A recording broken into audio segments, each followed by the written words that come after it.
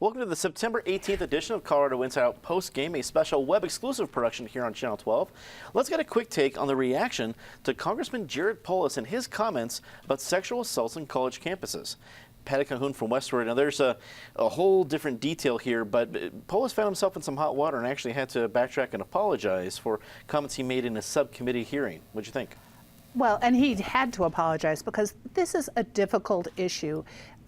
And it's one that deserves a lot of attention. When you went to college 40 years ago, they weren't really taking sex assault seriously, problems between students seriously. So you need to take it seriously, but you also need to give the person who's accused a fair hearing, which Polis didn't do with his new rules. It's such a tough crime because only two people know what happened, and usually in colleges, maybe neither of them really know what happened because they were drunk as skunks. So it's a very tricky issue, but it's one that deserves attention. I would recommend John Krakauer's book, Missoula, to anyone. He's a Boulder author.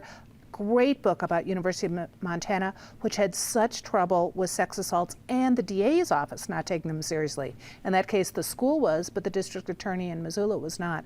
So huge issue, but deserved a little more time and attention and study from Jared Polis. David Kopel from the Independence Institute and DU Law School.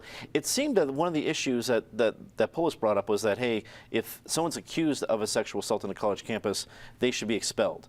And that's where he got into trouble. But it was about a conversation about referring sexual assault cases to the police versus the campus being to have a preponderance of evidence. I didn't know all the different details when it comes to the legal stuff like that, but for us, if we dug into it, what does all that stuff mean? If somebody's a rapist, expelling them from college is an insufficient solution by far. They should be criminally prosecuted and put in prison to protect everyone. And even if you expelled them from college, but they're a rapist, they could come back to the college or they can go any other place. So saying college-only handling is grossly insufficient for the people who are the genuine criminals. Jared Polis is I think, in his heart, has libertarian inclinations, is genuinely concerned with due process and fairness for everybody as his overall perspective. And so for a guy like him to say those completely indefensible remarks that he did tells you how far this climate of hysteria, which is being ginned up by the Obama Department of Education and others, has gone. And gone from being, you can sort of look at it like McCarthyism, are there Soviet spies in this country? Yes, and we ought to do something about them, and that's a real serious problem. On the other hand, the fact that somebody, thinks socialism is a good idea, which we should enact by the vote of the people through the democratic process, that doesn't mean that they're spying for the Soviet Union. And there was some confusion in the 1950s, in the early days, between those two, and it's the same kind of McCarthyite tactics going on now behind this movement to persecute people who have not been proven guilty by any standard, even 51%, to say that they should be denied due process is a movement which is a coalition of people who hate our Constitution, people who are heterophobic, and people who are androphobic, and sometimes all three of those. It's time for this to stop. Everybody deserves fairness and fair treatment instead of this presumption of guilt, which the Department of Education and unfortunately sometimes Representative Polis has been pushing on people. Eric Sonneman, political analyst. Did Polis's apology go far enough? Because he apologized for the remarks, but he still had a firm stance on the issue that David illuminated on, which was thinking that the colleges still needed to have the authority to move on these assaults rather than just shifting to police, because he criticized how police were handling these kinds of cases. Did he strike the right balance?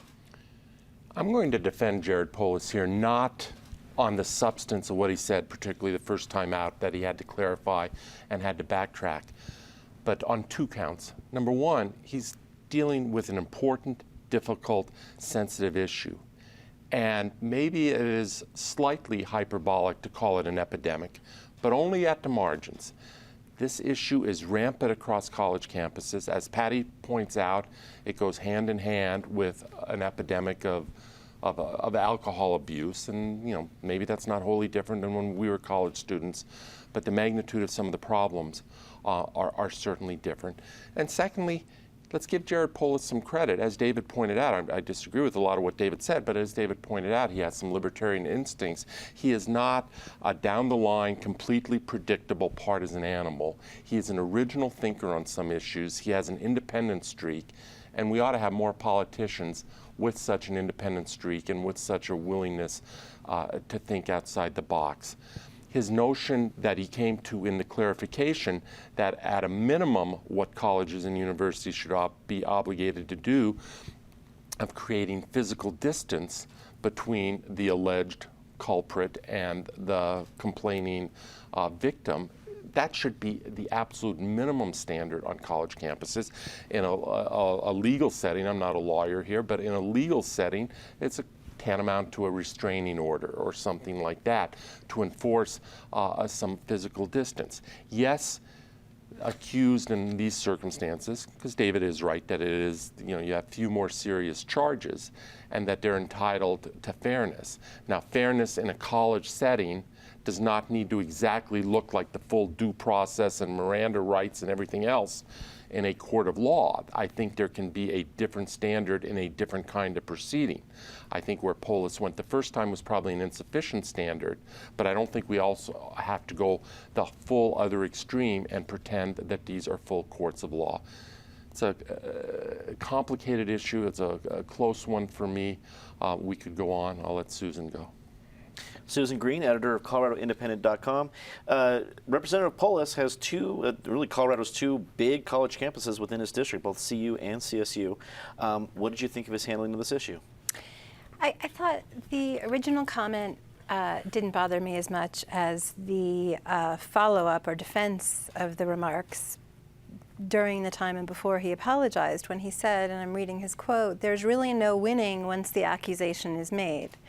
It just makes me think of the Duke lacrosse case when the accusation was wrongly made and there was an overzealous DA who for political reasons was pursuing these members of the Duke lacrosse team who were exonerated. And I agree there's a big problem with sexual assault on campus, and I think both of those campuses are doing their very best to address them. I really do. I mean, obviously more continues to need to be done, but I don't think due process should look really any different on a college campus than it does anywhere else. And we have a problem with wrongful convictions in the state. And I agree. Jared is a thoughtful, independent thinker, and I would invite him to go speak to Clarence Mosesel, who appears to have been wrongfully convicted and spent 28 years in prison for a rape it appears he didn't commit, and there's been a confession to in the past month and a half.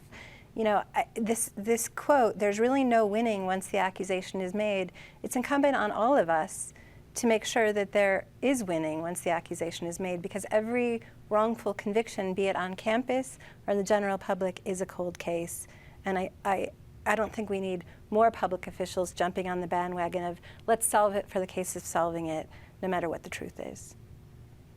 That's all the time we have for Colorado Inside Out postgame this week. Leave us a comment, tell us what you think. For everyone here at CPT12.org, I'm Dominic Dezzutti. Thanks for watching.